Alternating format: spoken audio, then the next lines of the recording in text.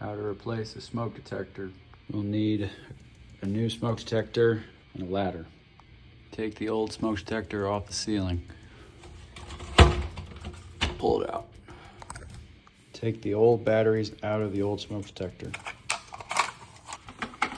And press and hold the test button to squeeze all the power out of the smoke detector.